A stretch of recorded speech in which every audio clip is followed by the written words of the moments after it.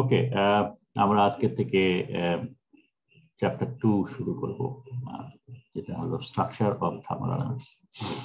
In this chapter আমরা thermodynamics এর basic definitions and principles, কি করে থার্মোডাইনামিক্স অ্যাপ্লাই করা হয় সেগুলো নিয়ে আলাপ করব। সো দুটো ক্লাসে আমরা এটা শেষ করব। আজকে আমরা দেখব থার্মোডাইনামিক্স এর দুটো মেইন ইনগ্রেডিয়েন্ট, সিস্টেম এবং ভেরিয়েবল সম্পর্কে। Okay, so at the end of this course, end of this lecture, in fact, you should be able to explain structure of thermodynamics, analyze the character of a thermodynamic system and its boundary, and determine the state of a thermodynamic system and explain the different properties of a system in a particular state. So, thermodynamics structure kemon, thermodynamics system kake bole, boundary kake bole, এবং thermodynamics state and property কাকে বলে, এই হলো তোমাদের জানার বিষয়। এবং at the end of this lecture তোমরা এগুলো বুঝতে পারবে এবং এক্সপ্লেইন করতে পারবে, সেটাই হলো আশা। ওকে, সো স্ট্রাকচার অফ থার্মোডাইনামিক্স নিয়ে যদি আমরা আলাপ করি, এটা একটা ব্যাপক একটা সাবজেক্ট। ব্যাপক বলতে মিন করছি যে ন্যাচারাল সায়েন্সের কিছু কিছু সাবজেক্ট আছে যেগুলো only handful of primary postulates আর থিওরিজ উপর দাঁড়িয়ে আছে। মানে হাতে গোনা কয়েকটা থিওরি আছে এবং এই থিওরির উপরে নানান ধরনের ডিডাকশন হয়েছে, যেগুলো হয়ে নিয়ে একটা ব্রাঞ্চ অফ সায়েন্স ডেভেলপ করে ফেলেছে। ম্যাথমেটিক্স আছে, লজিক এটা আছে, at the same time quantum mechanics বা classical mechanics, statistical mechanics, electromagnetics, thermodynamics, এই সমস্ত সাবজেক্টগুলো এই স্পেশাল টাইপ অফ ন্যাচারাল সায়েন্সের অন্তর্ভুক্ত। তার মানে এই ধরনের সায়েন্সে পার্টিকুলার আমরা যদি থার্মোডাইনামিক্সের কথা চিন্তা করি, তাহলে পরে এই জাস্ট হাতে গোনা কয়েকটা প্রিন্সিপল, আমরা এখানে যেগুলো বলি লজ অফ থার্মোডাইনামিক্স, তো ওই হাতে গোনা কয়েকটা প্রিন্সিপল আছে এবং এই প্রিন্সিপল এক একটা জায়গায় অ্যাপ্লাই করা হয়েছে এবং এই অ্যাপ্লিকেশনের জন্য একই ধরনের ডিডাকশন ডেভেলপ করেছে।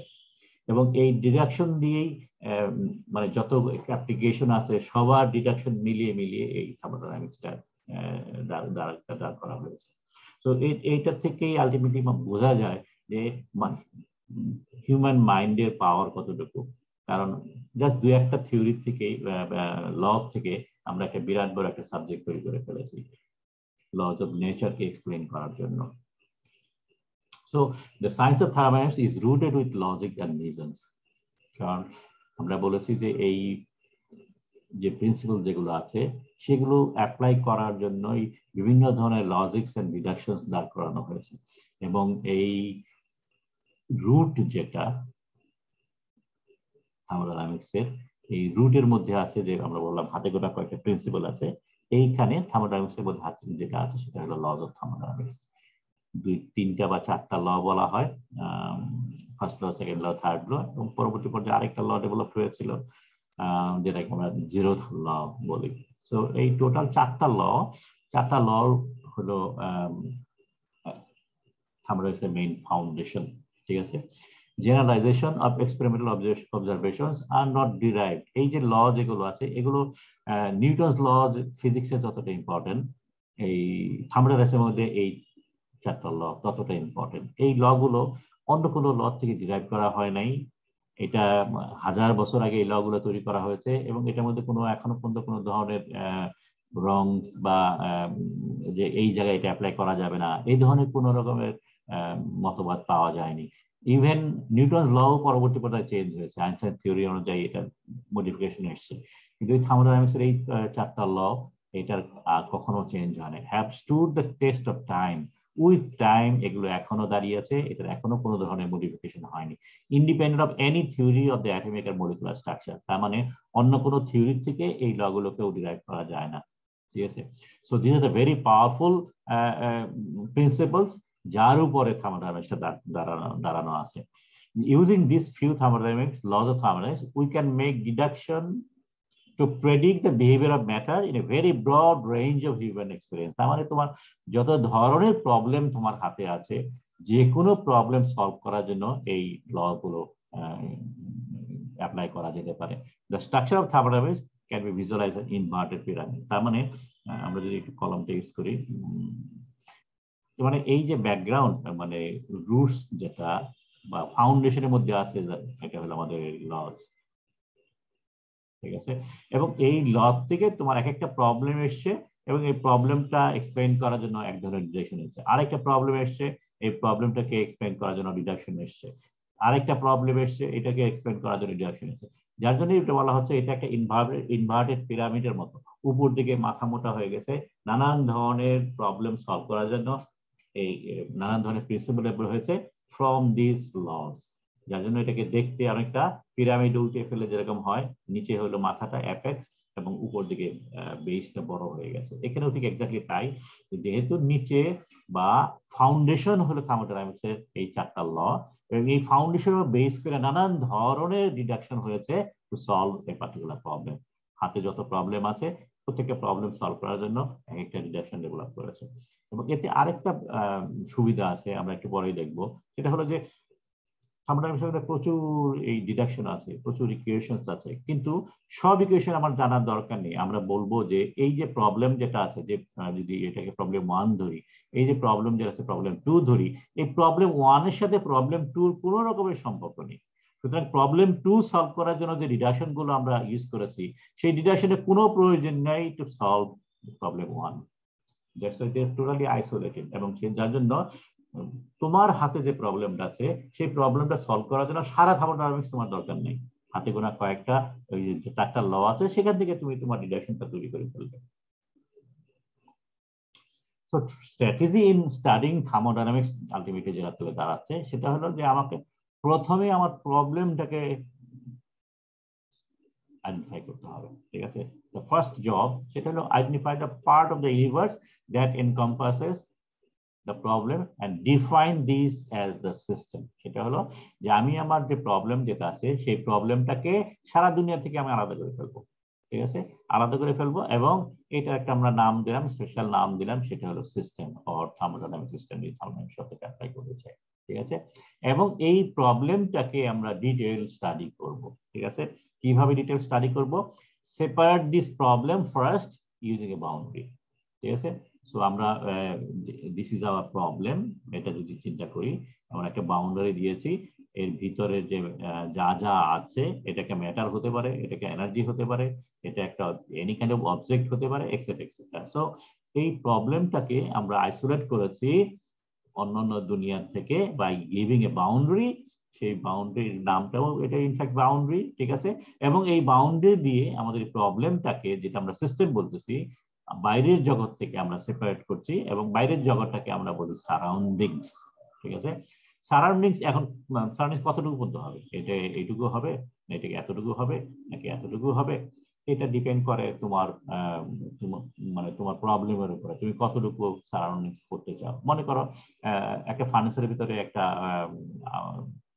লোহার টুকরা আছে, ঠিক আছে। লোহার টুকরাটা তোমার সিস্টেম, তুমি লোহার টুকরাটার প্রপার্টি তুমি এটা নিয়ে তুমি স্টাডি করতে চাও।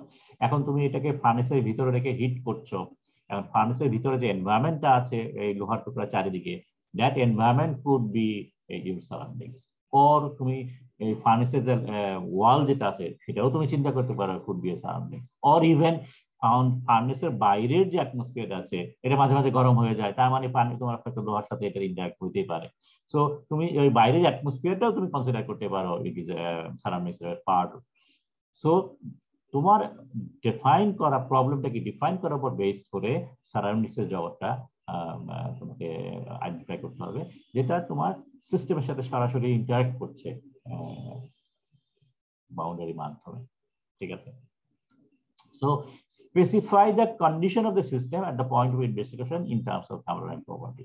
তাহলে পরে আমরা প্রথমে কি করলাম, আমরা আমাদের প্রবলেমটাকে আইসোলেট করলাম from the universe, rest of the universe. Isolate করলাম কিভাবে, আমরা একটা বাউন্ডারি দিলাম, বাউন্ডারির ভিতরটা হলো আমাদের প্রবলেম, যেটা হলো সিস্টেম, এবং বাইরের জগৎ যার সাথে এই প্রবলেম আমাদের প্রবলেমের ইন্টারঅ্যাক্ট হতে পারে তাকে আমরা বললাম সারাউন্ডিংস। এখন এই আমাদের প্রবলেমটাকে ডিটেইল স্টাডি করতে হবে। ডিটেইল স্টাডি করা কি, আমরা একটা পার্টিকুলার ইনস্ট্যান্টে যখন আমরা স্টাডি করছি সেই পার্টিকুলার ইনস্ট্যান্টে এই প্রবলেমটার কি কি প্রপার্টি আছে, তার মানে সিস্টেমটার যত ধরনের প্রপার্টি আছে at the given time আমরা যখন ইনভেস্টিগেশন করছি সেই সময়ে এই অল দ্য প্রপার্টিকে আমরা ডিফাইন করব। সো আমরা সিস্টেমটা আইসোলেট করলাম by giving a boundary from the surroundings and then we measure all the properties to define the system at a given condition, given stand, ঠিক আছে, given period of time। এখন এমন হতে পারে সিস্টেমটা মধ্যে একটা প্রসেস ক্যারিড আউট হতে পারে। মনে করো আমরা এই যে একটা স্টিলের টুকরার কথা বলছিলাম, এটাকে আমরা হিট দিলে পরে টেম্পারেচার বেড়ে যাবে, রুম টেম্পারেচার থেকে মনে করো 100 ডিগ্রি পর্যন্ত হিট দেওয়া। সুতরাং এটা একটা প্রসেস ক্যারিড আউট হলো, একটা থার্মাল প্রসেস ক্যারিড আউট হলো, যার মাধ্যমে টেম্পারেচার বেড়ে গেল, ঠিক আছে। So if the system আন্ডারগোজ certain kind of process, এটা যে কোনো ধরনের প্রসেস হতে পারে, কেমিক্যাল প্রসেস হতে পারে, ফর এক্সাম্পল এখানে একটা রিঅ্যাকশন ক্যারিড আউট হলো, সেটাও হতে পারে, or even chemical reaction carried out নেই, জাস্ট এটা স্ট্রাকচার চেঞ্জ হয়ে গেছে, সলিড থেকে লিকুইড হয়ে গেছে। সো এটাও একটা প্রসেস, ঠিক আছে। So any kind of process, সিস্টেমটা যদি একটা প্রসেস ক্যারিড আউট করে তাহলে পরে সে একটা পার্টিকুলার স্টেটে আগে ছিল, একটা পার্টিকুলার কন্ডিশনে আগে ছিল, সেই কন্ডিশন থেকে সে আরেকটা কন্ডিশনে চেঞ্জ হয়েছে, ঠিক আছে।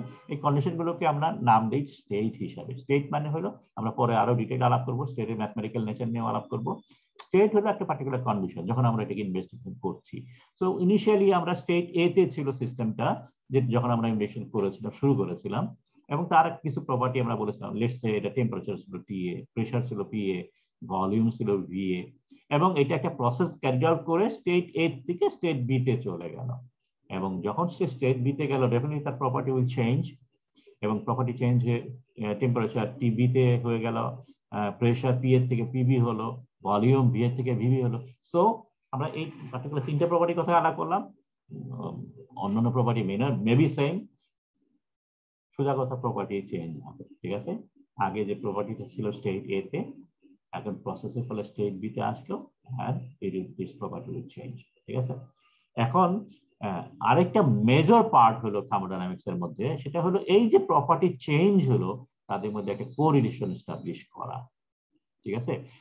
তার মানে এই টেম্পারেচার টিবি যেটা হলো, এই টিবিটার সাথে টি এর কোনো সম্পর্ক আছে কিনা, প্রেসারের পিবির সাথে পি এর কোনো সম্পর্ক আছে কিনা, এন্ড সো অন। সো এই যে রিলেশন এস্টাবলিশ করা, that's the major part of thermodynamics, ঠিক আছে।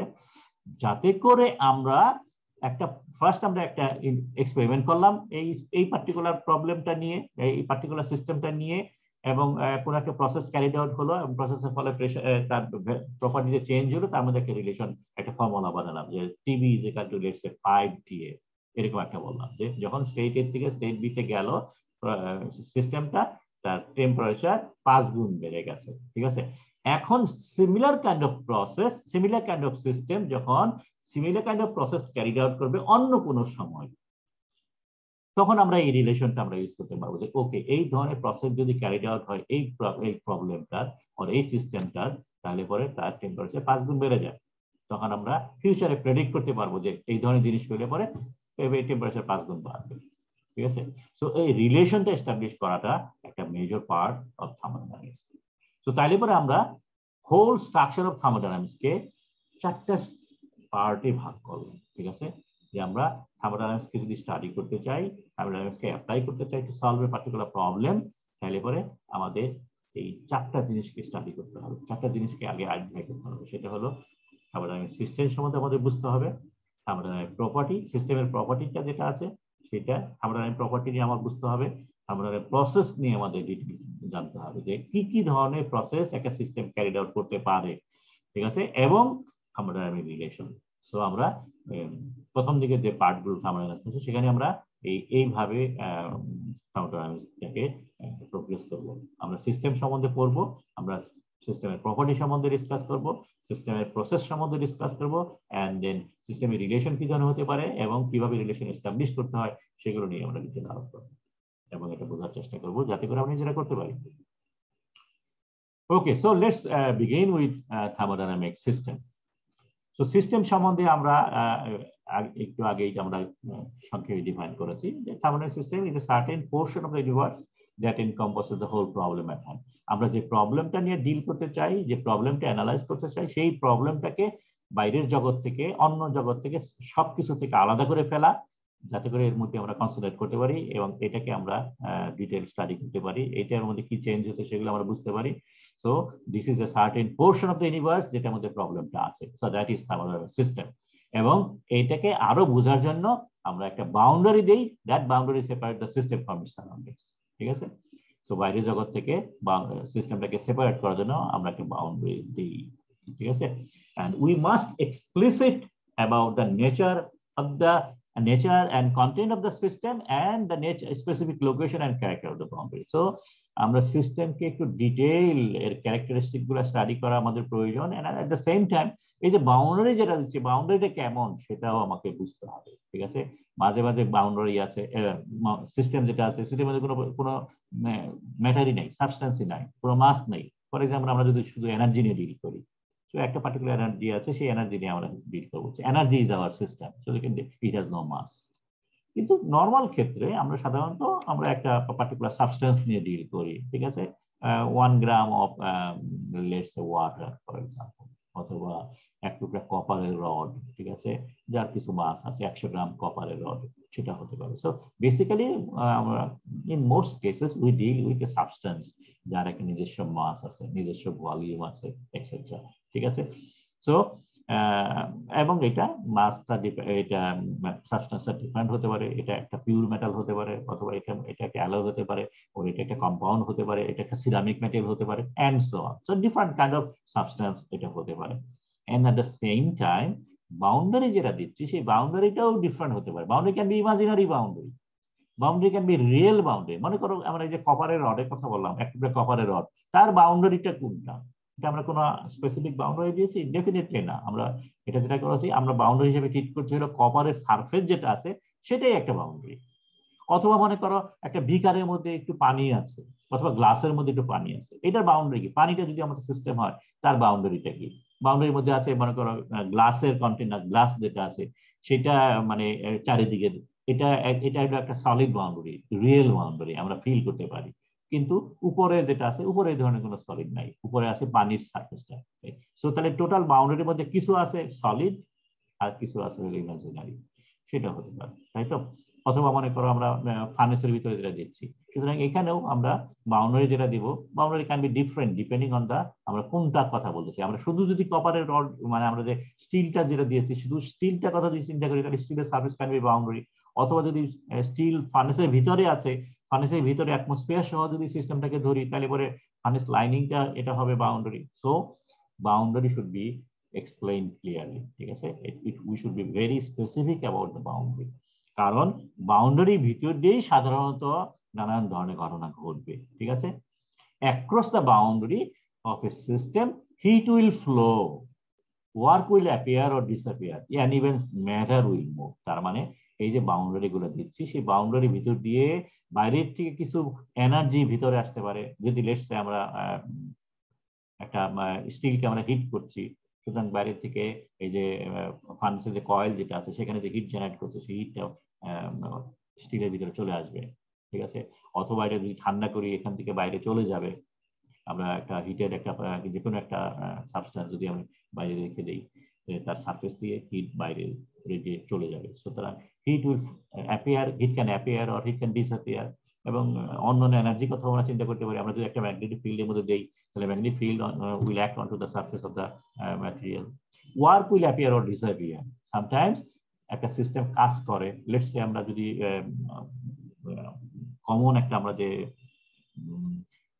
let's say this is piston cylinder assembly. So this is a cylinder, তার সেটার মধ্যে পিস্টন আছে।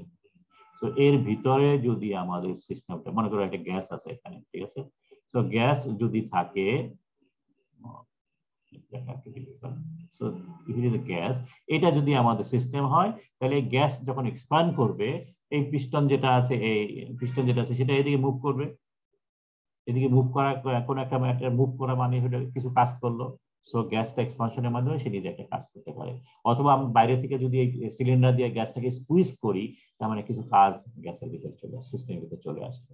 ঠিক আছে, ইভেন ম্যাটার উইল মুভ। আমরা এই যে বিকারের মধ্যে পানি রেখেছি, এটাকে যদি হিট দেই তাহলে পানি ইভাপোরেট করবে, এখান থেকে ম্যাটার চলে যাবে সিস্টেম থেকে। সো অ্যাক্রস দ্য বাউন্ডারি এই তিনটে জিনিসই হতে পারে, হিট এবং ওয়ার্ক দুইটা, এটাকে যদি আমি এনার্জি ফর্মে ফেলি তাহলে এনার্জি যাওয়া আসা করতে পারে and even মাসও যাওয়া আসা করতে পারে, ঠিক আছে। However, the system and its surroundings are considered to be as isolated. তার মানে আমরা যেটা একটু আগেই বলেছি, আমাদের যে প্রবলেম যেটা আছে সেইটার সাথে আরেকটা প্রবলেমের কোনো সম্পর্ক নেই, ঠিক আছে। আমাদের problem, this is our problem, so this is our system, এটা হলো তার বাউন্ডারি এবং তার চারিদিকে লেটস সে এইটুকু হলো তার সারাউন্ডিংস, ঠিক আছে। সো এইটা হলো আমাদের সিস্টেমস, এটা হলো সারাউন্ডিংস, এবং আরেকটা সিস্টেম সারাউন্ডিং যেটা আছে এর সাথে কোনো রকমের ইন্টারাকশন হবে না, ঠিক আছে। দে আর টোটালি আইসোলেটেড। এই আমাদের প্রবলেমটা এই প্রবলেমের থেকে আইসোলেটেড, এটার সাথে এটা কোনো ইন্টারাকশন হবে না। সেই জন্য আমরা বলি যে এই যে সিস্টেম যেটা আছে তার সারাউন্ডিং যেটা আছে এই দুইটা যোগফলকে আমরা আইসোলেট করে ফেলছি এবং এটাকে নাম দিয়েছিল ইউনিভার্স, ঠিক আছে। এটার লিটারালি বা ইংলিশ মিনিং খুঁজে বের করা যাবে না, খুঁজলে চলবে না, এটা থার্মোডাইনামিক মিনিং কনসিডার করতে হবে। ইউনিভার্স মানে হলো আমার প্রবলেম যেটা আছে, যেটা সিস্টেম, তার সারাউন্ডিং যেটা আছে, এই দুটার যোগফল, ইন্টারাকশন যার সাথে হচ্ছে এই পুরো জিনিসটা, ঠিক আছে। এবং একটা ইউনিভার্সের সাথে আরেকটা ইউনিভার্সের কোনো সম্পর্ক নেই। এক্সাম্পল এখানে কয়েকটা দিয়েছি, যেমন স্টিল বিলেট ইন রিহিটিং ফার্নেস, একটু আগে আমরা যেটা বললাম, স্টিল বিলারটা যদি সিস্টেম হয় রিহিটিং ফার্নেসের ভিতরে অ্যাটমসফিয়ার কুড বি সারাউন্ডিংস, আরো যদি এক্সপ্যান্ড করি তাহলে ওয়ালটাও কনসিডার করতে পারি of the furnace, or even ওয়ালের বাইরে যে স্মল জায়গা আছে যেখানে হিট গরম লাগবে, কাছে গেলে গরম লেগে যায়, সেই জায়গাটাও আমরা কনসিডার করতে পারি সারাউন্ডিংস এর মধ্যে। 1 mole of oxygen gas confined in a cylinder fitted to the piston, একটু আগে আমরা যেটা বললাম। তো গ্যাস যেটা আছে সেটা হলো আমাদের সিস্টেম এবং এই পিস্টনের এক পার্ট এবং সিলিন্ডারের বাকি অংশটা, এটা হলো সারাউন্ডিংস। এই ম্যাক্রোস্কোপিক ফেজ ইনসাইড স্টিল, স্টিলের ভিতরে অনেকগুলো ফেজ থাকে, কমন যেটা আছে ফেরাইট একটা ফেজ হতে পারে, পারলাইট একটা ফেজ হতে পারে। এখন ওই ফেরাইটটা যদি আমরা যদি জাস্ট আবার একটু ছবি আঁকি, লেটস সে আমরা মাইক্রোস্কোপে যদি স্টিল দেখি তাহলে মনে করো অনেক ধরনের গ্রেন দেখতে পাবো, ঠিক আছে, এরকম বিভিন্ন ধরনের গ্রেন দেখতে পাওয়া যায়, ঠিক আছে। তো লেটস সে এতগুলো গ্রেন আছে, ঠিক আছে। তো এইখানে আর যে গ্রেনটা আছে সেটা হলো ফেরাইট গ্রেন, এফ দিয়ে আইসোলেট করো। এখন এই গ্রেনটা যদি আমাদের সিস্টেম হয় মাইক্রোস্কোপিক্যালি, তাহলে পরে তার বাউন্ডারি কি? এইখানে এই ধরনের কোনো বাউন্ডারি নেই, it has no physical boundary, এই বাউন্ডারিটা হতে হবে ইমাজিনারি বাউন্ডারি, ঠিক আছে। এই একটা ফেজ আছে, এই একটা গ্রেন আছে, এই গ্রেনের সাথে এই গ্রেনটা সব কাছাকাছি আছে, বাউন্ডারিটা আমরা মাইক্রোস্কোপে দেখতে পাই কিন্তু আসলে এটা কোনো ফিজিক্যাল মিনিং নেই, এটা বাউন্ডারিটা রিয়েল কোনো বাউন্ডারি না। তো এখানে যে বাউন্ডারিটা যেটা দিয়েছি সেটা হলো একটা ইমাজিনারি বাউন্ডারি, ঠিক আছে।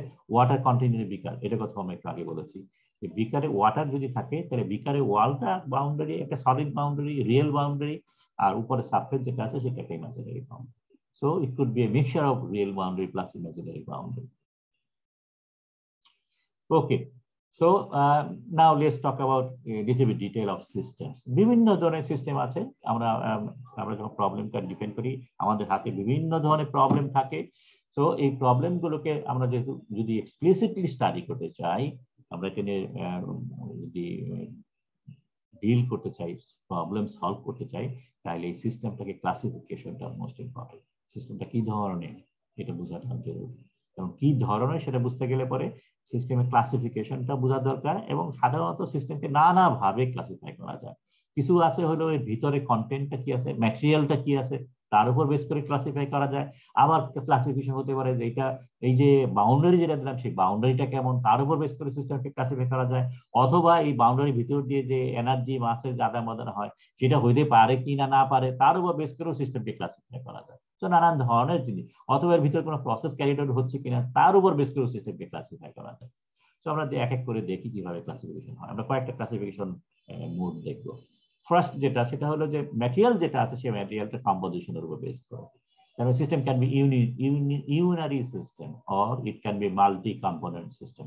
ইউনারি সিস্টেম মানে single component system, for example aluminium, for example copper, for example quartz, for example water. So by the way, quartz কেন ইউনারি হলো? এখানে SiO2 আছে, ওয়াটার H2O আছে, সো দুটো এলিমেন্ট আছে, সো এটা ইউনারি কেমনে হলো?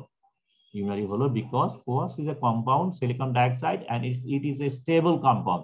এটা কখনো ভেঙে যায় না, ডিসোসিয়েট করে না টু সিলিকন এন্ড অক্সিজেন।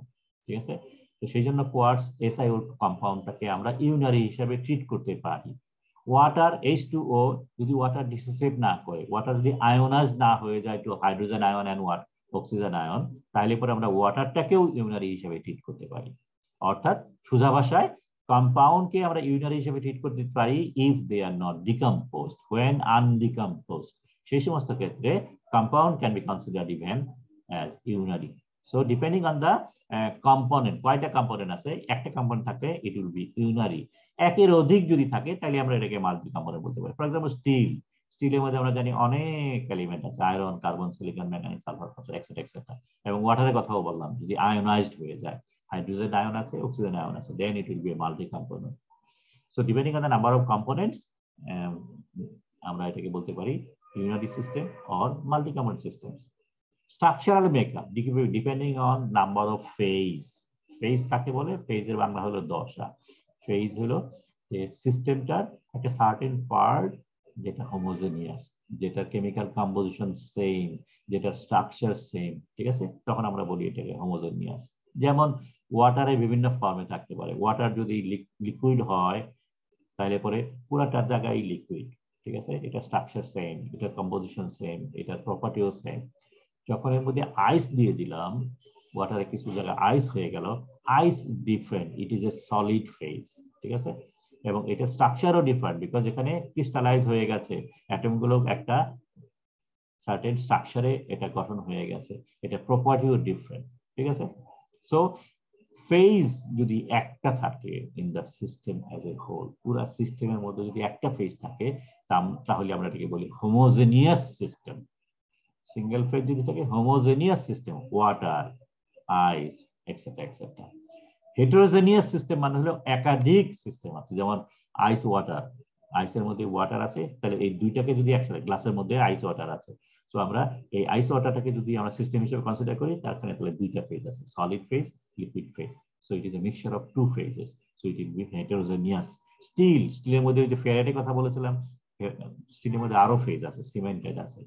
ঠিক আছে, সো একাধিক ফেজ যখন থাকে একটা সিস্টেমের মধ্যে, তখন আমরা এটাকে বলি heterogeneous. So depending on the structural makeup, system can be consist of single phase, তখন আমরা সিস্টেমটাকে বলবো homogeneous system, or system can be composed of multiple phases, তখন আমরা এটাকে বলবো heterogeneous phase, heterogeneous system. And then boundary কথা যদি চিন্তা করি, নেচার অফ দ্য বাউন্ডারি উপর বেস করে system can B close, open or isolated. এখানে তিনটা ছবি দেখানো হয়েছে। ফর এক্সাম্পল এই পেপারটার কথা যদি চিন্তা করি, পেপার বা এনি সলিড, বার অফ কপারের কথা চিন্তা যদি করি, ক্লোজ সিস্টেম হলো সেই সিস্টেম যেটার বাউন্ডারি দিয়ে ম্যাটার আসতে যেতে পারে না, কিন্তু এনার্জি আসতে যেতে পারে। তুমি এই পেপারটাকে তুমি হিট করো, পেপারটা হিট করলে পরে পেপার গরম হয়ে যাবে, সেখান থেকে এনার্জি ক্যান এসকেপ। অথবা এটাকে যদি ঠান্ডা করো, একটা বার অফ কপার একসাথে আছে, বাইরে রেখে দিলে এটা ঠান্ডা হবে, এনার্জি এটা চলে যাবে। গরম করতে চাও, এনার্জি এর ভিতরে আসবে অ্যাক্রস দ্য বাউন্ডারি, কিন্তু মাস কখনো মুভ করবে না। তুমি যদি এটাকে রুম টেম্পারেচার থেকে 100 ডিগ্রিতে হিট করো বা 500তে হিট করো, এটা কখনোই এই কপার বার থেকে একটা কপার অ্যাটম বাইরে চলে যাবে না ফাঁস করে। ঠিক আছে, অথবা কুল করার সময় বাইরে থেকে একটা কপার অ্যাটম এর ভিতরে ঢুকে যাবে না। ঠিক আছে, তো সাধারণত সলিড সাবস্টেন্স যেগুলো আছে সেটাকে যদি আমরা সিস্টেম হিসেবে ট্রিট করি, তাহলে দেয়া ক্লোজ সিস্টেম। তার মানে এর ভিতর দিয়ে এর বাউন্ডারিতে কেবলমাত্র এনার্জি আসতে যেতে পারে, কিন্তু মাস কখনো আসতে যেতে পারে না। ওপেন সিস্টেম, এই যে আমরা কাপের মধ্যে চা রেখেছি, এই চাটা হলো একটা ওপেন সিস্টেম, কারণ এর সারফেস দিয়ে মাসও যেতে পারে, এনার্জিও যেতে পারে। এটাকে তুমি যদি হিট করো, তাহলে লিকুইডটা স্টিম হয়ে চলে যাবে, সো ওয়াটার চলে গেল, এবং এনার্জি তো যাই, আমরা জানি এনার্জি রেডিয়েট করে চলে গেল। সো যখন সিস্টেম থেকে অ্যাক্রস দ্য বাউন্ডারি এনার্জি এবং মাস দুটারই আদান প্রদান হতে পারে, তখন এটাকে বলি আমরা ওপেন সিস্টেম। ঠিক আছে, and there is another system which is called isolated system. যেমন থার্মোপ্লাস্ট আছে। থার্মোপ্লাস্টের কাজ কি? আমরা নরমালি থার্মোপ্লাস্ট জানি যে এর ভিতরে যদি আমি ঠান্ডা জিনিস রাখি তাহলে ঠান্ডা জিনিস ঠান্ডা থাকে, গরম জিনিস যদি রাখি গরম জিনিস গরম থাকে। যদিও আস্তে আস্তে এটা সময়ের সাথে সাথে এটা গরম জিনিস ঠান্ডা হয়ে যায়, কিন্তু আমরা এটার বেসিক ডেফিনেশন যদি কনসেপ্ট করি, বেসিক প্রিন্সিপালটা যদি চিন্তা করি, তাহলে থার্মোপ্লাস্টের কাজ হলো গরম জিনিস গরম রাখা, ঠান্ডা জিনিস ঠান্ডা রাখা। এট দ্য সেম টাইম থার্মোপ্লাস্টের ভিতরে যে মাস যেটা আছে সেটা তো এর ভিতরেই আছে। তার মানে এর মধ্যে যদি মিল্ক থাকে, গরম দুধ থাকে, তাহলে গরম দুধ গরমই থাকবে এবং দুধ দুধই থাকবে, এটা কখনো বাইরে চলে যাবে। ঠিক আছে? So that system is isolated. তাহলে আইসোলেটেড ডেফিনেশন কি? যে বাউন্ডারি দিয়ে মাসও যেতে আসতে পারবে না, এনার্জিও যেতে আসতে পারবে না। So depending on the nature of the boundary, system দিয়ে মাস যদি চলে যেতে পারে, এনার্জি যদি চলে যেতে পারে, তাহলে আমরা বলবো ওপেন।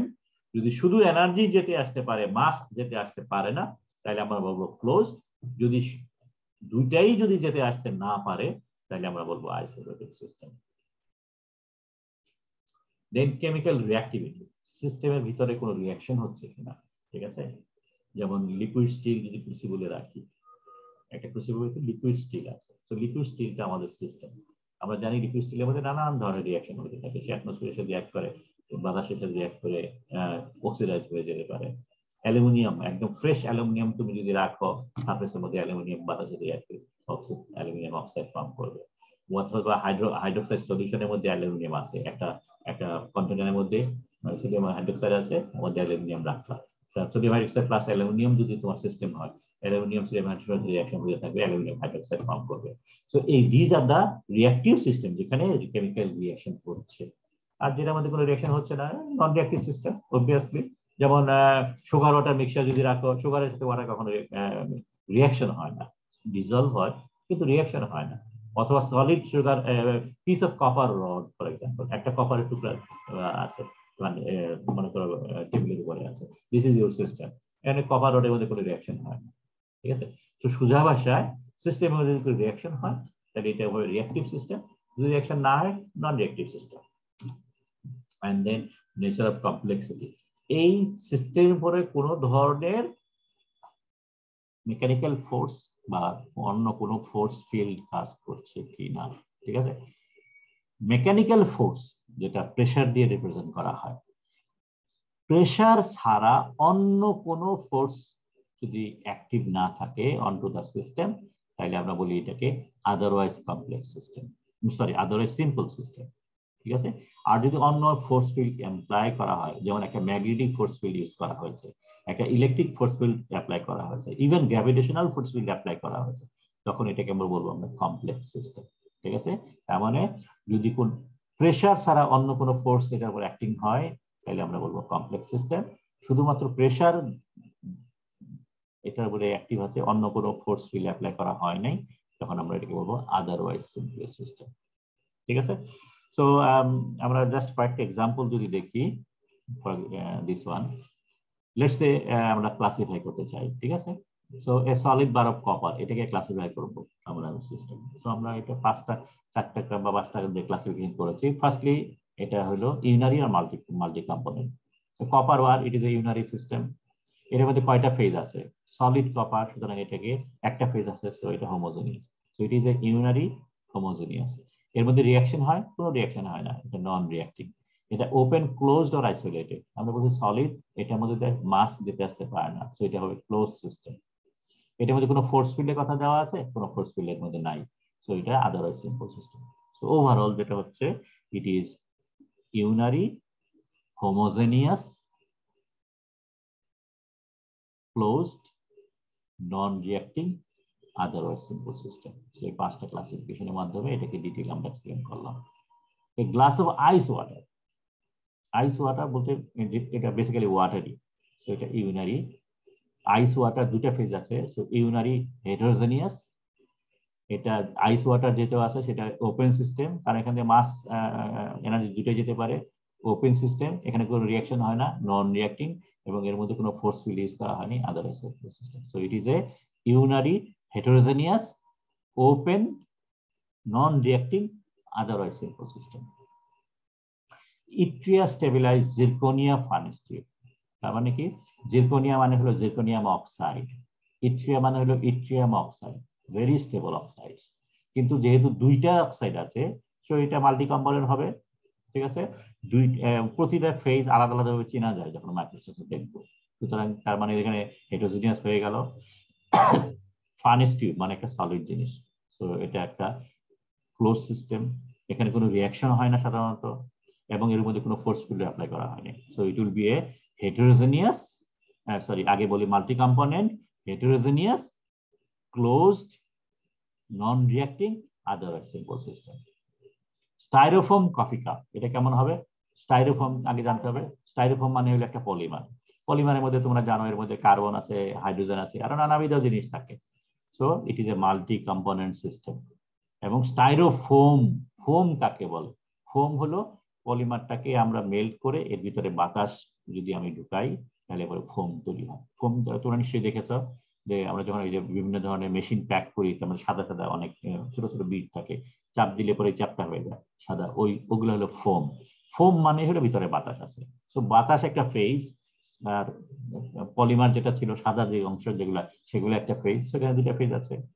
সো স্টাইরোফোম কফি কাপ মানে হলো তাহলে এটা হবে হলো মাল্টি কম্পোনেন্ট সিস্টেম, হেটেরোজেনিয়াস সিস্টেম। এটা যেহেতু কফি কাপ মানে সলিড, সুতরাং এটা একটা ক্লোজ সিস্টেম, এটার মধ্যে কোনো রিয়াকশন হচ্ছে না, নন রিয়াক্টিভ সিস্টেম, এবং এটা আদারওয়াইজ সিম্পল সিস্টেম, যাদের এর মধ্যে কোনো ফোর্স ফিল্ড নাই। লাস্টলি যদি দেখি এই eutectic alloy turbine blade rotating at 20,000 rpm। So eutectic alloy, alloy মানে হলো যার মধ্যে অনেকগুলো কম্পোনেন্ট আছে, একটা ভিতরে আরেকটা ঢুকিয়ে প্রপার্টিকে এনহ্যান্স করা হয়েছে। সো অ্যালয় যেহেতু, সুতরাং এটা মাল্টি কম্পোনেন্ট সিস্টেম।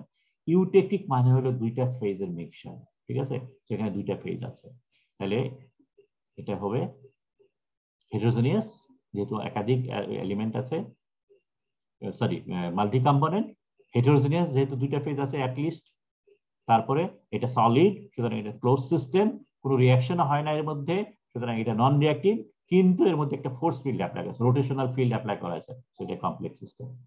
সো আমরা একে টোটাল যদি বলি তাহলে it would be multi component, heterogeneous, closed, non reacting, complex system. ঠিক আছে, বোঝা গেছে তাহলে আমরা সিস্টেমকে কিভাবে ক্লাসিফাই করছি। ওকে, তাহলে আমরা সেকেন্ডটাই যাই। সেকেন্ডটা হলো থার্মোডাইনামিক ভ্যারিয়েবলস। ভ্যারিয়েবলস এর অনেক নাম আছে, আমরা মাঝে মাঝে এটাকে ফাংশন বলি, মাঝে মাঝে প্রপার্টি বলি, ঠিক আছে। তো এই তিনটে শব্দ আমরা জাস্ট ইন্টারচেঞ্জলি ইউজ করি, যে যখন যেটা খুঁজে চেঞ্জ করা যায়, because this three word means the same thing. কিন্তু এটা ক্যারেক্টারিস্টিক যেটা আছে যে it should be identifiable, it should be observable or measurable. Measurable যদি হয় তাহলে আইদার ডাইরেক্টলি অর ইনডাইরেক্টলি, ঠিক আছে। তার মানে সোজা কথা আমরা সেগুলোকেই প্রপার্টি বলবো যেগুলো চোখে দেখা যায়, যেগুলো আইডেন্টিফাই করা যায়, এবং যেগুলোকে মেজার করা যায় ডাইরেক্টলি অথবা ফর্মুলার মাধ্যমে। যেমন মাস, আমরা মাসকে দেখি, আমরা এটা ওজন করতে পারি, আমরা একটা ছোট জিনিস মাস বড় ছোট বুঝতে পারি ছোট দিকে, ঠিক আছে। এবং এটাকে মেজার করতে পারি, মাস আমরা ইজিলি ওজন করে মেজার করতে পারি, সরাসরি মেজার করতে পারি ডাইরেক্টলি। প্রেশার একই কথা প্রযোজ্য, প্রেশার কম বেশি করা যেতে পারে, প্রেশারকে আইডেন্টিফাই করা যায় এবং প্রেশারকে মেজার করা যায়। টেম্পারেচার একই কথা, ভলিউম একই কথা। ওয়ার্ক, হোয়াটএভার ওয়ার্ক, ওয়ার্ককে আমরা জানি একটা সিস্টেম কাজ করলে পরে তার কাজ করার ক্ষমতা আছে কিনা সেগুলো আমরা বুঝি, ওয়ার্ক প্রপার্টিকে আইডেন্টিফাই করতে পারি, আমরা অবজার্ভ করতে পারি এবং মেজার করি। কি করে? ওয়ার্ককে আমরা সরাসরি মেজার করতে পারি না। ওয়ার্ক মানে হলো ফোর্স ইনটু ডিসটেন্স, ফিজিক্সে বলেছে, ফিজিক্সে ফর্মুলা দেওয়া আছে work is equal to force into distance. সুতরাং আমরা ফোর্স কত আছে, ডিসটেন্স কতটুকু গেল সেইটা মেজার করতে পারি, এবং মেজার করে ফর্মুলার মাধ্যমে আমরা ওয়ার্ক ক্যালকুলেট করতে পারি। সো ইনডাইরেক্টলি আমরা মেজার করতে পারি। সো সেই সমস্ত জিনিস যেগুলোকে আইডেন্টিফাই করা যায়, সো প্রপার্টি আমরা যেটা বলবো, প্রপার্টি যদি কোনোটাকে বলতে চাই তাহলে সেগুলো আইডেন্টিফাই করা যেতে হতে হবে, এটাকে অবজার্ভ করা যেতে হতে হবে এবং এটাকে মেজার করা হতে হবে, তাহলে পরে আমরা ওগুলোকে প্রপার্টি বলবো। এছাড়া যে সমস্ত জিনিসকে মেজার করা যায় না, these are not classified as properties, ঠিক আছে। এখন এই প্রপার্টির দুইটা বৈশিষ্ট্য, থার্মোডাইনামিক প্রপার্টির দুইটা বৈশিষ্ট্য অবশ্যই অবশ্যই থাকতে হবে। এক নম্বর হলো দে ক্যান বি এক্সপ্রেস কোয়ান্টিটেটিভলি। প্রপার্টির এটা অবশ্যই, তুমি একটা প্রপার্টির নাম দিলা যে প্রপার্টির কোনো ইউনিট নাই, এটা মানে এটাকে এটা কোনো ডাইমেনশন নাই, ঠিক আছে। সো প্রপার্টিকে এক্সপ্লেইন করতে হবে। প্রপার্টি তুমি যখন লেখবা, লেখার সময় প্রপার্টির একটা ডাইমেনশন থাকবে, একটা ইউনিট থাকবে, ঠিক আছে। আমরা যদি মেজার করি মাস, তাহলে এটা কেজি বলি, আমরা 5 কেজি বলি, ঠিক আছে। 5 হলো ডাইমেনশন, কেজি হলো তার ইউনিট। সুতরাং একটা নাম্বার এবং ইউনিটে এটাকে এক্সপ্রেস করতে হতে হবে, and at the same time the measured value at any particular point of time is unique. তার মানে তুমি যদি একটা পার্টিকুলার টাইমে প্রপার্টি মেজার করলে এটা 5 কেজি হইলো, অন্য জায়গা ঘুরে ঘুরে ঘুরে বিভিন্ন সময় এটা চেঞ্জ হয়েছে, তারপরে ওই একই জায়গায় তুমি যদি ব্যাক করো তাহলে এটা 5 কেজি হতে হবে। ঠিক আছে, তার মানে ওয়ান পার্টিকুলার ইনস্ট্যান্টে এটার একটাই ভ্যালু হবে। এটা ভেরি ইম্পর্টেন্ট একটা প্রপার্টি। সো তাহলে থার্মোডাইনামিক প্রপার্টির দুইটা বৈশিষ্ট্য, এটাকে এক নম্বরে ডাইমেনশন এবং ইউনিট দিয়ে এক্সপ্রেস করা যেতে হতে হবে, এবং দুই নম্বর হলো যে ওয়ান পার্টিকুলার টাইমে এটার একটাই ভ্যালু হবে। ঠিক আছে, ওই সময় কোনো একটা পার্টিকুলার টাইমে পার্টিকুলার ইনস্ট্যান্টে এটা দুইটা ভ্যালু কখনো হতে পারবে না। ঠিক আছে, এখন এই মুহূর্তে টেম্পারেচার আমরা যদি মেজার করি তাহলে আমরা হয়তো লেটস সে আমরা পাবো হলো 25 ডিগ্রি সেন্টিগ্রেড, কিন্তু এই পার্টিকুলার টাইমে কখনো 27 বা 28 হবে না, এই পার্টিকুলার টাইমে একটাই ভ্যালু হবে, যার জন্যই temperature is a thermodynamic property. ঠিক আছে, সো ওয়ান পার্টিকুলার ইনস্ট্যান্টে ওই প্রপার্টির একটাই ভ্যালু হতে হবে। So this is a unique value. Okay, মানে প্রপার্টি জানতে গেলে পরে স্টেট সম্বন্ধে জানতে হবে। স্টেট মানে হলো কন্ডিশন, কখন আমরা হিসাব কিতাব করতেছি, কখন মেজার করতেছি। সো স্টেট হলো ইন্টারনাল কন্ডিশন, এবং এই ইন্টারনাল কন্ডিশনকে আমি ফুললি ক্যারেক্টারাইজ করব by assigning value to the property. একটা সিস্টেম স্টেট এ তে আছে, বুঝবো কি করে? স্টেট এ তে থাকলে পরে তার প্রেসার 5 হয়, টেম্পারেচার 2 হয়, এক্সেট্রা এক্সেট্রা। ঠিক আছে, সো আমি এই সিস্টেমটার আমি যদি অল প্রপার্টিকে ভ্যালু দিয়ে অ্যাসাইন করতে পারি একটা পার্টিকুলার পয়েন্ট অফ টাইমে, তাহলে আমরা বলবো ওই পার্টিকুলার পয়েন্ট অফ টাইমে সিস্টেমটার স্টেটটাকে আমরা ডিফাইন করে দিলাম। ঠিক আছে, so it gives a complete description of the system. সিস্টেমটা স্টেট এ তে আছে, বুঝবো কি করে? স্টেট এ তে থাকলে তার প্রপার্টি যত ভ্যালু হয়, যত প্রপার্টি আছে, প্রত্যেকটা প্রপার্টিকে আমি মেজার করে এটাকে আইডেন্টিফাই করতে পেরেছি। সো তার স্টেট এটাকেও আমি এক্সপ্লেইন করতে পেরেছি। সো স্টেট এটাকে ক্লিয়ারলি ডিফাইন করা হয়েছে। So property describes and specify the state of the system in such a way that identical states of identical property, একটু আগে আমরা যেটা বললাম থার্মোডাইনামিক প্রপার্টির বৈশিষ্ট্যই যেটা বললাম, যে তুমি স্টেট এ কে ডিফাইন করলা, জাস্ট দুইটা ভ্যালু দেই ফর দ্য টাইম বিং বলি, যেটা প্রেসার ছিল 1 অ্যাটমসফিয়ার প্রেসার, টেম্পারেচার ছিল 20 ডিগ্রি সেন্টিগ্রেড, স্টেট এ তে ছিল। ঠিক আছে, এখন যদি ঘুরে ঘুরে ঘুরে ঘুরে যদি আবার স্টেট এ তে ব্যাক করে, তাহলে তার ওই প্রেসার 1ই পাবা, টেম্পারেচার যা বলছিলাম একটু আগে সেই তাই হবে। ঠিক আছে, so identical state must have identical property. যখনই তুমি এটা স্টাডি করো, ওই কন্ডিশনে সিস্টেমটা যখনই যাক, ডাজন্ট ম্যাটার, ওই স্টেটে গেলে পরে ওই property fixed. If in any operation one or more property is changed, let's say temperature আগে 20 ডিগ্রি ছিল স্টেট এ তে, ওইটা 20.5 হয়ে গেছে, তার মানেই হলো সিস্টেম আর স্টেট এ তে নাই, সে অন্য স্টেটে চলে গেছে। ঠিক আছে, যত প্রপার্টিতে ডিফাইন করেছো তার মধ্যে একটা প্রপার্টিও যদি চেঞ্জ হয়, তার মানে সিস্টেম স্টেট চেঞ্জ করে ফেলেছে, ওইটা কন্ডিশন চেঞ্জ হয়ে গেছে, সে স্টেট এ থেকে স্টেট বি তে চলে গেছে। ঠিক আছে, সো স্টেট মানে হলো সিস্টেমের একটা condition at the point of investigation, এবং এই পয়েন্ট অফ ইনভেস্টিগেশন এই স্টেটটাকে ডিফাইন করতে গেলে আমরা কি করব? সিস্টেমের যত প্রপার্টি আছে সব প্রপার্টিকে আইডেন্টিফাই করতে হবে এট দ্যাট পার্টিকুলার কন্ডিশন, তখন আমরা বলবো the state has been defined. Okay, state define করার সময় আমরা দুই ভাবে স্টেটকে ডিফাইন করতে পারি, একটাকে বলে মাইক্রোস্কোপিক ওয়ে, আরেকটা হলো ম্যাক্রোস্কোপিক ওয়ে। মাইক্রোস্কোপিক স্টেট এটা মানে হলো, মনে করো আমরা এই যে লেটস সে আমরা কলমটার एग्जांपल দেই, so this is a pen. ঠিক আছে, এবং আমরা যদি ধরি যে it is not a pen, এখানে বিলিয়ন্স অফ অ্যাটম আছে। ঠিক আছে, so system is not continuous, তার মানে এটা একটা কলম এরকম যদি ট্রিট না করে আমরা যদি বলি যেখানে বিলিয়ন্স অফ, যদি এটা 1 মোল হয় ফর एग्जांपल, তার মধ্যে 6.023 × 10^23 অ্যাটম আছে, অ্যাভোগাড্রো নাম্বার, পার মোলে 6 রাফলি 6 × 10^23 অ্যাটম আছে। এখন এই 6 to 23 অ্যাটমের যে প্রপার্টি, অ্যাটমের প্রপার্টি আমরা কিভাবে এক্সপ্লেইন করি? অ্যাটমের প্রপার্টি সাধারণত তারা এনার্জি দিয়ে এক্সপ্লেইন করা হয়, তার মানে এর কাইনেটিক এনার্জি আছে, এর পটেনশিয়াল এনার্জি আছে, এবং তার রোটেশনাল এনার্জি আছে, রোটেশনাল স্পিড আছে। সো তিনটা প্রপার্টি। এখন কাইনেটিক এনার্জি মেজার করতে গেলে আমরা জানি হাফ এমভি স্কয়ার, সো তার মাস লাগবে, ভেলোসিটি লাগবে। আর পটেনশিয়াল এনার্জি মেজার করতে গেলে তার লাগবে হলো mgh, মাস লাগবে, জি লাগবে, এইচ লাগবে। সো জিটা যদি গ্র্যাভিটেশনাল ফোর্স কনস্ট্যান্ট ধরি তাহলে তার এম লাগবে, এইচ লাগবে, আর স্পিন তো আছে। সো আলটিমেটলি তাহলে আমরা কয়টা প্রপার্টি, অ্যাটম গুলোকে প্রপার্টি ডিফাইন করতে গেলে পরে মাস লাগে, ভেলোসিটি লাগে, এইচ লাগে এবং স্পিন লাগে। এই চারটা প্রপার্টি যদি জানি প্রতিটা অ্যাটমের, তাহলে ওই অ্যাটমের প্রপার্টি আমার জানা গেল। এখন যদি 6 × 10⁻23 অ্যাটম যদি থাকে, প্রত্যেকটা অ্যাটমের মাস, ভেলোসিটি, পজিশন এবং স্পিন যদি জানি, তাহলে পরেই আমি সিস্টেমটাকে ডিফাইন করতে পারবো বা সিস্টেমের স্টেটটাকে ডিফাইন করতে পারবো। ঠিক আছে?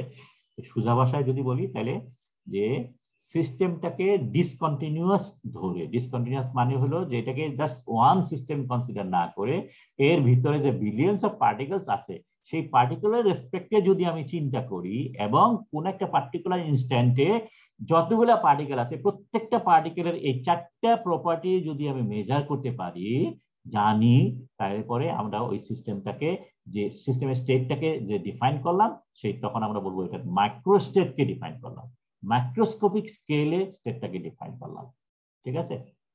তো অবভিয়াসলি আমরা এই এতগুলো অ্যাটমের প্রপার্টি এত প্রপার মেজার করা আমাদের জন্য সম্ভব না, সুতরাং we can't define microscopic state. ঠিক আছে? আমরা সেই জন্য ম্যাক্রোস্কোপিক্যালি স্টেটটাকে ডিফাইন করি নর্মালি। এবং ক্লাসিক্যাল থার্মোডাইনামিক্স, আমরা যে থার্মোডাইনামিক্স বেসিক্যালি পড়তেছি, সেই ক্লাসিক্যাল থার্মোডাইনামিক্স তখন এখন চিন্তা করে যে no, system is not made of billions of particle. System হলো সিস্টেম, একটা system. It is a pen, it is a continuous system, একটা সিস্টেম পেন। এবং আমরা প্রপার্টি ম্যাক্রোস্কোপিক্যালি চিন্তা করবো। এই পেনের কি প্রপার্টি হতে পারে? ওকে, পেনের একটা মাস হতে পারে, এটার একটা ভলিউম হতে পারে, এটা টেম্পারেচার হতে পারে, ভেলোসিটি, ওকে ভেলোসিটি হতে পারে যদি থাকে। সো সিস্টেমকে কন্টিনিউয়াস ধরে তার প্রপার্টিকে যদি আমরা ডিফাইন করি একটা পার্টিকুলার কন্ডিশনে, তখন আমরা বলবো ওই সিস্টেমটা ম্যাক্রোস্কোপিক স্টেটকে ডিফাইন করলাম। ঠিক আছে? বোঝা গেছে তাহলে ব্যাপারটা? মাইক্রোস্কোপিক স্টেট হলো যে সিস্টেমকে ডিসকন্টিনিউ হিসাবে ট্রিট করে পার্টিকেল যেগুলো আছে প্রত্যেকটা অ্যাটমের, প্রত্যেকটা পার্টিকেলের প্রপার্টি গুলো ডিফাইন করে যদি আমি স্টেটকে ডিফাইন করি, তাহলে আমরা বলবো মাইক্রোস্কোপিক স্টেট। অথবা উল্টো ভাবে যদি বলি, আমরা সিস্টেমকে কন্টিনিউয়াস হিসেবে একটা একটা জিনিস হিসেবে ট্রিট করে অ্যাটম গুলার কথা কনসিডার না করে আমরা ম্যাক্রোস্কোপিক প্রপার্টি দিয়ে যদি, অর্থাৎ overall property, mass, volume etcetera, এই টেম্পারেচার, প্রেসার, এগুলোর রেসপেক্টে যদি কোন একটা পার্টিকুলার কন্ডিশনের স্টেটকে ডিফাইন করি অফ দ্য সিস্টেম, দেন ওই স্টেটকে বলবো আমরা macroscopic state. Okay, then there are primitive and derived property. Primitive property মানে কি? যে এই যে আমরা এত এত এত এত প্রপার্টিজ আমরা কথা বলতেছি, অনেক প্রপার্টি আছে। ঠিক আছে? এখন এই প্রপার্টির মধ্যে কিছু প্রপার্টি আছে যেগুলো মাত্র আমরা এক্সপেরিমেন্টালি মেজার করতে পারি, ডাইরেক্টলি ডিটারমিন করতে পারি, মেজার করতে পারি। ঠিক আছে? অন্যগুলো আমরা কি করি, ওই যেগুলো মেজার করছি তার রেসপেক্টে আমরা হিসাব করতে পারি। যেমন একটু আগেই বললাম, ওয়ার্কের কথা বললাম। ওয়ার্ক আমরা সরাসরি মেজার করি না, ওয়ার্ক আমরা ক্যালকুলেট করি ইন টার্মস অফ প্রেসার এবং তার ডিস্টেন্স, ফোর্স ইনটু ডিস্টেন্স, সেটা রেসপেক্টে আমরা ক্যালকুলেট করি। সো যেগুলো ক্যালকুলেট ডিটারমিন করা যায় এক্সপেরিমেন্টালি বা মেজার করা যায়, সেগুলোকে বলে primitive property, temperature, pressure, volume, mass etcetera. ঠিক আছে? আর যেগুলোকে আমরা ওই প্রিমিটিভ প্রপার্টি রেসপেক্টে ক্যালকুলেট করি, সেগুলোকে বলে ডিরাইভড প্রপার্টি। যেমন ইন্টারনাল এনার্জি, কমন একটা প্রপার্টি অফ থার্মোডাইনামিক্স, সেটা আমরা পরে আলাপ করবো। আপাতত আমরা ওয়ার্কের এক্সাম্পল দিয়েছি, ওয়ার্কের মধ্যে থাকি। এন্ট্রপি অ্যানাদার প্রপার্টি, যেটা আমরা ডিরাইভ করি, আমরা অন্য মেজারেবল প্রপার্টি রেসপেক্টে ক্যালকুলেট করি। এখন যখন আমরা ক্যালকুলেট করি হবে ডিরাইভ প্রপার্টি, তার ফর্মুলার মধ্যে যে প্রপার্টি গুলো থাকে সেই প্রপার্টি গুলো প্রিমিটিভ প্রপার্টি হতে পারে, ডিরাইভ হতে পারে। মানে ইন্টারনাল এনার্জি ক্যালকুলেট করার সময় আমি এন্ট্রপি দিয়েও ক্যালকুলেট করতে পারি। এন্ট্রপি এটা একটা ডিরাইভ প্রপার্টি। সো ফর্মুলার মধ্যে একটা ডিরাইভ প্রপার্টি যখন ক্যালকুলেট করি, যেমন ওয়ার্ক ফর এক্সাম্পল, সেই ওয়ার্ক ক্যালকুলেট করার সময় ওয়ার্কের মধ্যে ফোর্স ইনটু ডিস্টেন্স আছে, ফোর্সটাও মেজার করা যায়, ডিস্টেন্সও মেজার করা যায়। সুতরাং এখানে ইকুয়েশনের মধ্যে সব যে প্রপার্টি গুলো আছে আমরা প্রিমিটিভ প্রপার্টি রেসপেক্টে এটা ক্যালকুলেট করলাম, কিন্তু নট নেসেসারিলি। আমরা কোন একটা ডিরাইভ প্রপার্টিকে আমরা ইকুয়েশনের মধ্যে যেটা থাকবে সেই ইকুয়েশনের মধ্যে ডিরাইভ প্রপার্টিও থাকতে পারে, প্রিমিটিভ প্রপার্টিও থাকতে পারে। ওকে, then there R independent property, dependent property. এখন আমরা যে হাজার হাজার প্রপার্টির কথা বলতেছি, যে একটা সিস্টেমের অনেক প্রপার্টি থাকতে পারে, mass, velocity, pressure, density, melting point, কত কিছু আছে। এখন সিস্টেমকে ডিফাইন করতে গেলে এবার আমরা স্টেটকে যদি ডিফাইন করতে চাই, একটা পার্টিকুলার কন্ডিশনে ডিফাইন যদি করতে চাই, তাহলে আমার এত হাজারটা প্রপার্টি জানার তো আদৌ কোনো দরকার নেই। কেন দরকার নাই?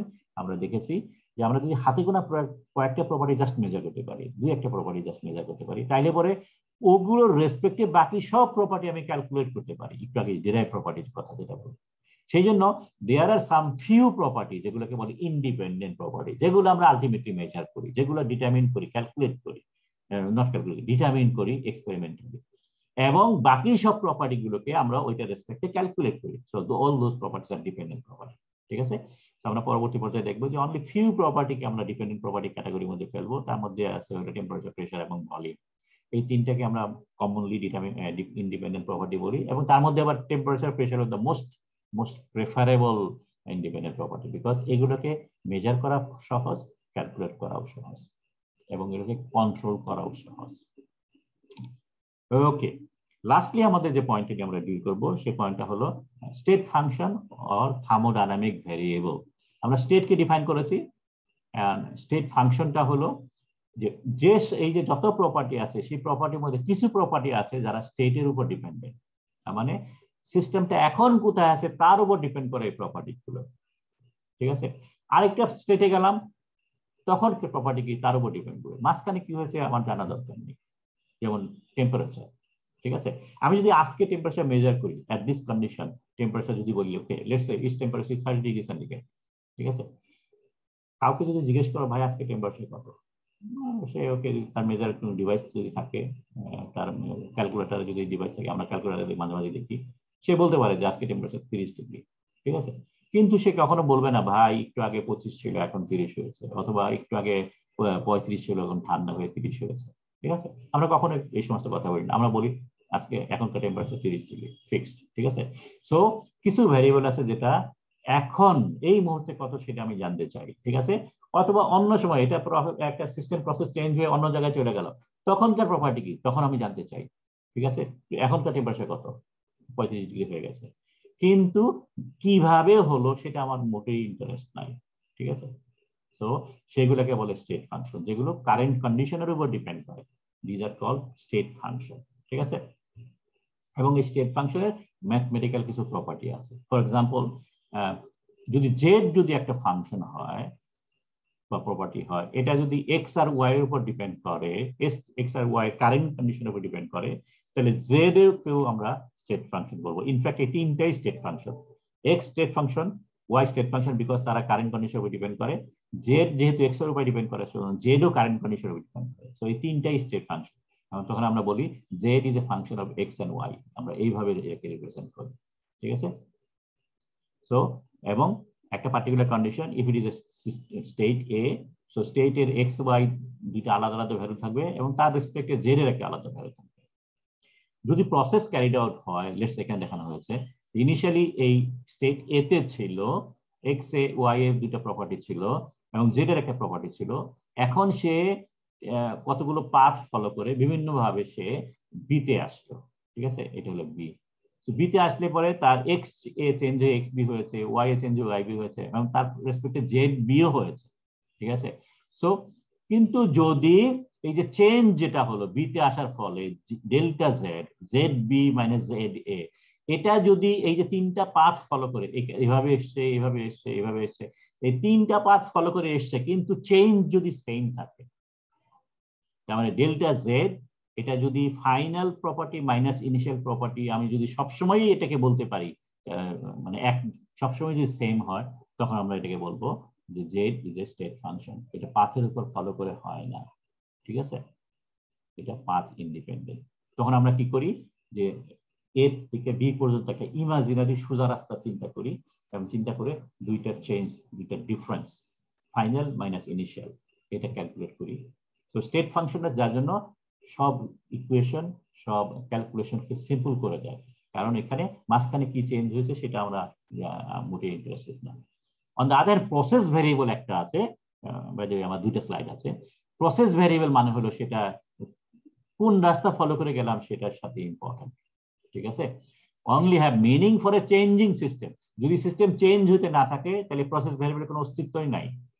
যেমন আমরা কাজ, ওয়ার্ক, হিট, এই দুটো হলো কমন প্রসেস ভেরিয়েবল।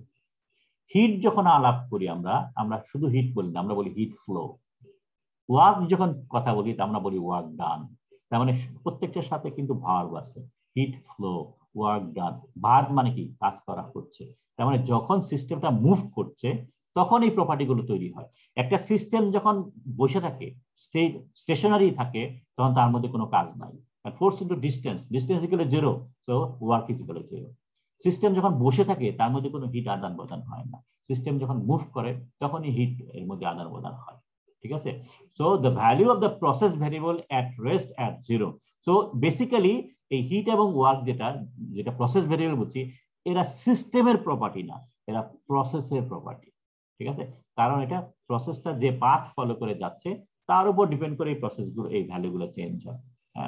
মনে আছে এই ওয়ার্ক ডান যেটা আছে, মনে করো এটা force into distance, so this is A force, this is distance. যদি হয় এই জায়গার যদি ওয়ার্ক ডান মেজার করতে চাই, তাহলে ফোর্স এবং ডিস্টেন্স আমরা যদি এই রাস্তা ফলো করে যাই, তাহলে আমরা কোথায় করেছি, মেকানিক্সে করেছি, এরিয়া আন্ডার দ্য কার্ভ, তাই না? মনে আছে, বলতে পারবা? Yes sir. Area under the curve হলো ওয়ার্ক ডান। এখন আমরা যদি এই রাস্তা ফলো করে যদি না যাই, আমরা যদি মনে করো এই রাস্তা ফলো করে যাই, তাহলে পরে এরিয়া আন্ডার গ্রাফ হবে পুরাটা, তাই না? বেশি হবে।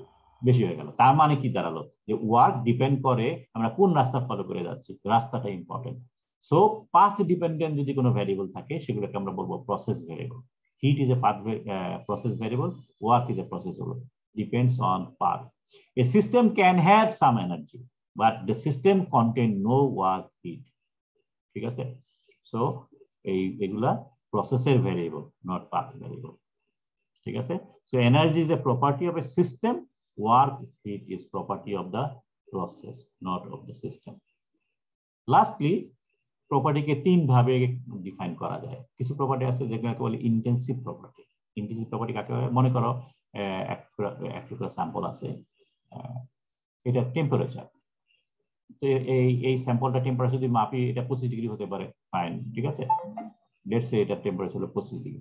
এখন এটাকে কয়েকটা টুকরায় ভাগ করুন। কয়েকটা টুকরা ভাগ করলে পরে এই প্রতিটা টুকরার টেম্পারেচার কত হবে? এটা কি এমন হবে যে total temperature is equal to T1 plus T2 এ ধরনের কিছু হবে কি? না স্যার, টোটাল সিস্টেমের তো সেম টেম্পারেচার। তার মানে এই টেম্পারেচার যেটা হবে T is equal to T1 is equal to T2 এ ধরনের হবে না? সব জায়গায় সেম। তুমি যতই টুকরা করো, প্রতিটা টুকরার প্রপার্টি যা, টোটাল প্রপার্টি তা। এই ধরনের ভ্যারিয়েবল যেগুলা, সেগুলোকে বলে ইন্টেন্সিভ প্রপার্টি। ঠিক আছে? Temperature, pressure, what ever volume.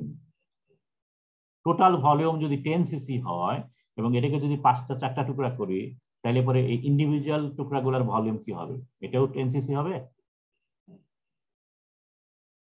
Volume যদি চিন্তা করি, তাহলে এই ফর্মুলা অ্যাপ্লিকেবল হবে নাকি এই ফর্মুলা? না স্যার, ভলিউম তো আলাদা হবে। ভলিউম সবগুলো যোগ করে টোটাল হবে, তাই না? জি স্যার, সবগুলো যোগ করে। হ্যাঁ, সেই প্রপার্টিকে বলে এক্সটেন্সিভ প্রপার্টি। তার মানে যেগুলো সাইজের উপর ডিপেন্ডেন্ট করে।